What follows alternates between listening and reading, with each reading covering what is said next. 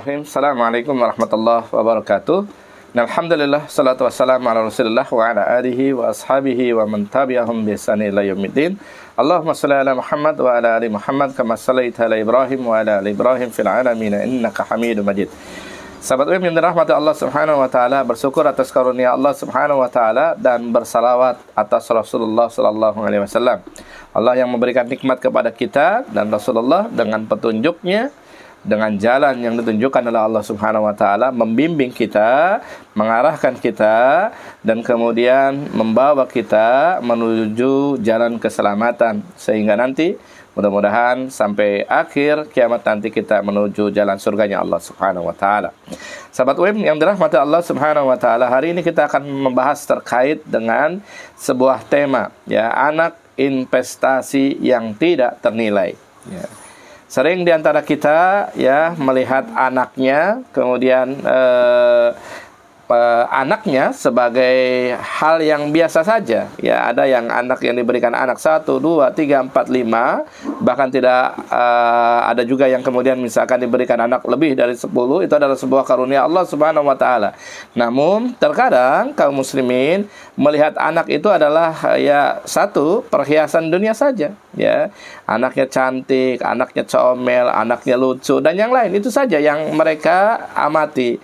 Itu saja yang mereka kagumi, tanpa melihat bahwa anaknya merupakan investasi yang berharga nanti di hari akhir, di yaumil kiamah tersebut. Anak menjadi investasi kita semuanya, ya. Ada juga mungkin anak-anak yang punya anak banyak, namun kemudian justru nanti yang kedua ini jadi musuhnya orang tuanya di akhirat nanti, ya. Maka kita sebagai orang-orang beriman teringat dengan hadis Rasulullah sallallahu alaihi wasallam yang mengatakan idal matal insan in qata'a amaluhu illa min salasatin. Dalam hadis yang lain dikatakan idal mata ibni Adam in qata'a amaluhu illa min salasin. Jika seorang manusia, jika anak keturunan Nabi Adam meninggal dunia, maka in qata'a amaluhu illa min salasatin, maka akan terputuslah seluruh amal-amal solehnya kecuali yang 3. Yang pertama, sedekatin jariyatin. Yang pertama adalah sedekah jariyah, ya, sedekahnya, amal solehnya, zakatnya, infaknya, dan amal-amal soleh yang kita kumpulkan setiap hari, yang kita pupuk ketika kita hidup di dunia itu, maka dia akan menemani kita nanti. Tidak akan terputus amal-amal tersebut kecuali dia menjadi teman kita yang menemani kita sampai hari pembalasan nanti, ya, min sedekatin jariyatin. Yang kedua adalah wa ilmin yuntafa'u bihi, ilmu yang bermanfaat, ya. Sekecil apapun mungkin di antara kita ada yang punya ilmu, dan ilmunya itu kemudian diajarkan kepada orang lain, dimanfaatkan oleh orang lain, sehingga membawa kemaslahatan, membawa kebaikan kepada orang lain. Maka ilmu-ilmu yang seperti itu adalah ilmu yang bermanfaat, yang kemudian menjadi catatan atau menjadi bekal kita di yaumil kiamat nanti. Dan yang terakhir adalah wa waladin sholihin yad'u lahu, ya. Yang ketiga adalah anak soleh yang mendoakan kedua orang tuanya, ya. Dan itu merupakan investasi kita, ya, di hari kiamat nanti. Dan anak yang soleh itu adalah permata buat kita nanti di yaumil akhirat nanti. Anak yang soleh itu merupakan mahkota buat kita nanti di yaumil akhir nanti, yang kita nanti akan tunggu doanya, yang nanti kita akan sangat berharap dari doa anak-anak yang soleh tersebut. Cuma pertanyaannya, anak yang kita miliki ini apakah anak-anak yang soleh atau anak-anak yang justru tidak soleh dan durhaka terhadap Allah Subhanahu wa taala, ya. Jika hari ini kita memiliki anak-anak yang soleh, kita bersyukur pada Allah Subhanahu wa taala. Namun jika kita hari ini memiliki anak-anak yang tidak soleh, maka ini merupakan musibah karena ini akan membuat kita sengsara nanti di yaumil akhirat nanti. Maka sebelum ajal menjemput kita, ayo kita didik anak-anak kita. Sebelum ajal kemudian datang kepada kita, ya, hari ini yang dititipin anak 1, 2, 3, 5, 10, ayo kita didik anak-anak kita agar menjadi anak-anak yang soleh dan anak-anak yang solehah. Lalu bagaimana caranya? Nah, dalam Al-Quran, dalam hadis diajarkan bagaimana cara mendidik anak-anak kita agar anak kita ini memiliki kesolehan, ya, menjadi anak-anak yang soleh dan solehah. Yang pertama yang dijelaskan di dalam Al-Quran, ya, bagaimana yang pertama adalah bentuk anak-anak kita agar anak-anak kita hanya bertauhid, berakidah kepada Allah Subhanahu wa taala, hanya menyembah Allah Subhanahu wa taala, ya, tidak menyembah makhluk sesembahan yang lain, hanya menyembah Allah Subhanahu wa taala. Sebagaimana misalkan Luqmanul Hakim dalam surat Luqman berpesan kepada anaknya, A'udzubillahi minasyaitonirrajim, Bismillahirrahmanirrahim, ya bunayya la tusyrik billah, inna syirka la zulmun azim. Ya, wahai anakku, kata Luqmanul Hakim, janganlah kalian berbuat syirik kepada Allah Subhanahu wa taala. Inna syirka la zulmun azim. Sesungguhnya syirik itu adalah kezaliman yang besar, kata Luqmanul Hakim. Ya, dia berpesan kepada anaknya, hendaklah kalian jangan berbuat syirik, jangan menduakan Allah Subhanahu wa taala, jangan menyembah selain daripada Allah Subhanahu wa taala. Dalam ayat yang lain, Allah Subhanahu wa taala mengatakan, innallaha la yaghfiru ayyushraka bihi wa yaghfiru ma dzuna dzalika liman yasha. Sesungguhnya Allah Subhanahu wa taala tidak akan mengampuni dosa-dosa kesyirikan, tapi Allah akan mengampuni dosa-dosa selain daripada kesyirikan pada Allah Subhanahu wa taala. Jadi sahabat UIM yang dirahmati Allah Subhanahu wa taala, para orang tua, tugas pertama kita adalah mendidik anak-anak kita agar bertauhid, agar berakidah dan hanya menyembah Allah Subhanahu wa taala.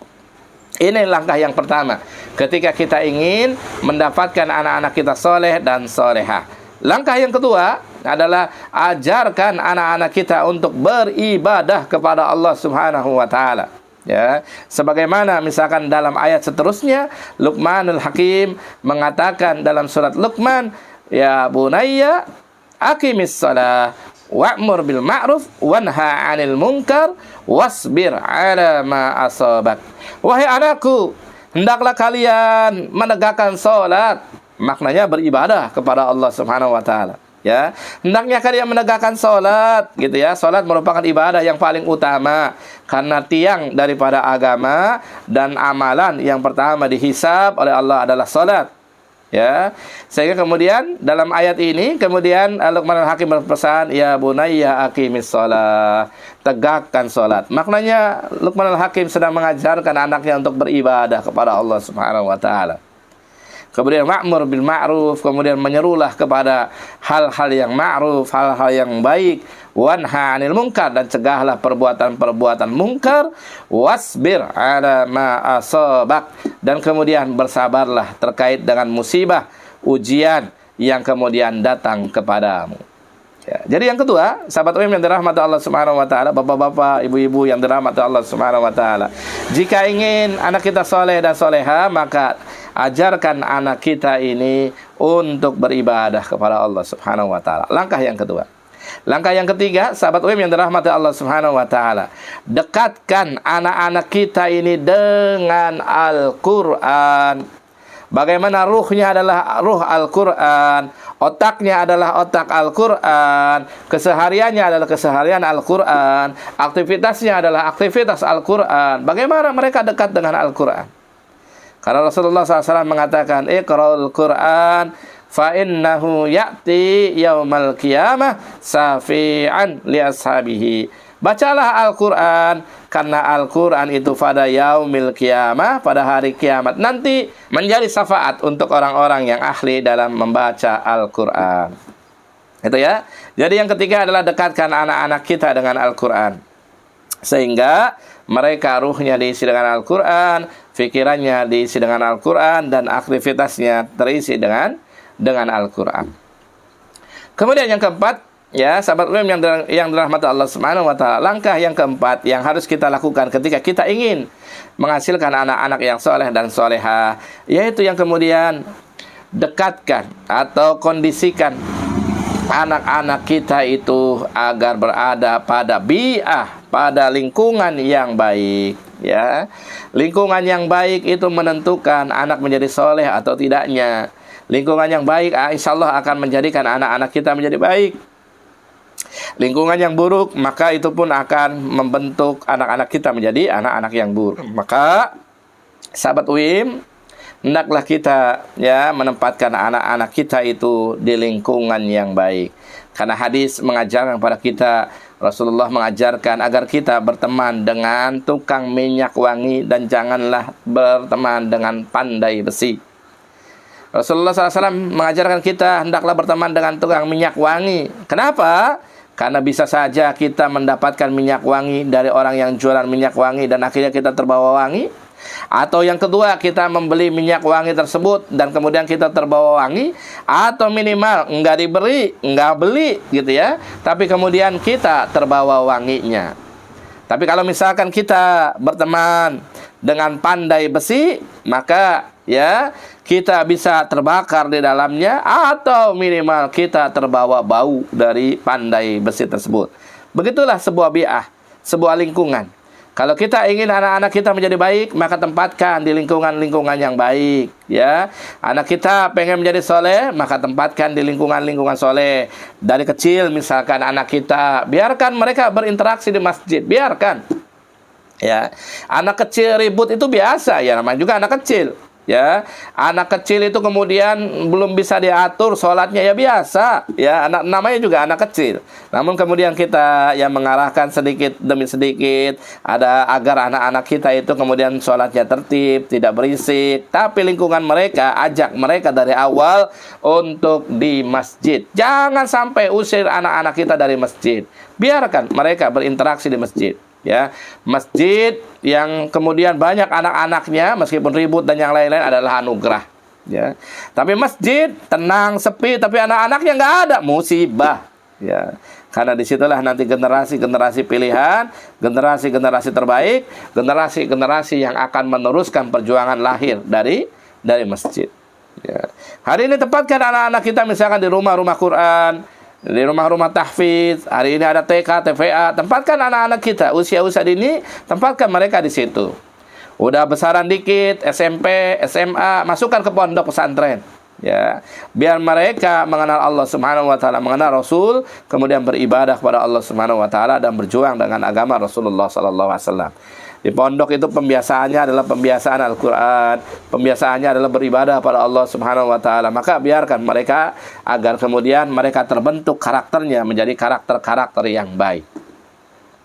Langkah yang kelima, sahabat UIM yang dirahmati Allah Subhanahu wa taala. Langkah yang kelima yaitu bahwa kita harus mulai banyak-banyak berkomunikasi dengan anak-anak kita. Ya, hari ini betapa banyak waktu itu terbuang ketika anak kita di rumah, kita justru sibuk dengan urusan-urusan kita. Kita tidak pernah menularkan dari lisan kita itu nilai-nilai tauhid kepada anak kita melalui komunikasi. Kita tidak pernah menularkan melalui lisan kita kepada anak-anak kita itu melalui komunikasi itu semangat, ruh perjuangan dan yang lain-lainnya. Kita banyak sibuk di luar. Ibunya sibuk, bapaknya sibuk, anaknya di rumah sendiri, ya, tidak ada komunikasi terhadap anak. Ini situlah kemudian kerugian yang besar. Padahal ketika kita berkomunikasi, ngobrol santai dengan anak-anak kita, disitulah ruang mentransformasi, ya, mentransfer ilmu kita, pemahaman kita, ketauhidan kita kepada Allah, kepada anak kita, semangat juang yang kita miliki kepada anak-anak kita, agar anak-anak kita mau berjuang di jalan Allah Subhanahu wa taala dan meneladani Rasulullah sallallahu alaihi wasallam dan generasi terbaik di dalam Islam. Dan yang terakhir, sahabat UIM yang dirahmati Allah Subhanahu wa taala, langkah yang terakhir dari kita agar kita mendapatkan anak yang soleh dan soleha adalah bahwa kita harus mulai membatasi anak-anak kita dari gadget dan dari handphone. Ya, jangan biarkan anak kita sibuk dengan handphonenya. Jangan biarkan anak-anak kita sibuk dengan gadgetnya sehingga seharian dia main handphone, dia lupa baca Quran, lupa sholat dan yang lainnya. Ya, karena dalam handphone itu banyak kebaikan, namun terkadang ya banyak keburukan yang datang. Maka kalau misalkan anak-anak kita terpaksa harus menggunakan handphone, misalkan karena efek corona, misalkan karena pembelajaran jarak jauh dan yang lain-lainnya, sehingga terpaksa menggunakan handphone, maka dampingi anak-anak kita, dampingi anak-anak kita untuk menggunakan handphone, sehingga ketika apa yang diaksesnya positif, maka kemudian kita biarkan. Namun ketika apa yang diaksesnya negatif, maka kita bisa kita batasi. Disitulah peran orang tua. Maka sahabat UIM yang dirahmati Allah Subhanahu wa taala, itulah langkah-langkah ketika kita ingin menghasilkan anak-anak yang soleh, maka orang tuanya harus berupaya bersungguh-sungguh untuk mendidik anaknya agar menjadi anak-anak soleh. Sekarang kita lihat di rumah kita mungkin ada 2, 3, 5, 10 investasi kita di akhirat nanti, permata kita nanti di akhirat nanti, mahkota kita nanti di akhirat nanti. Kalau kita tidak didik secara baik, nanti mereka tidak akan menjadi syafaat buat kita, tidak akan mendoakan buat kita semuanya.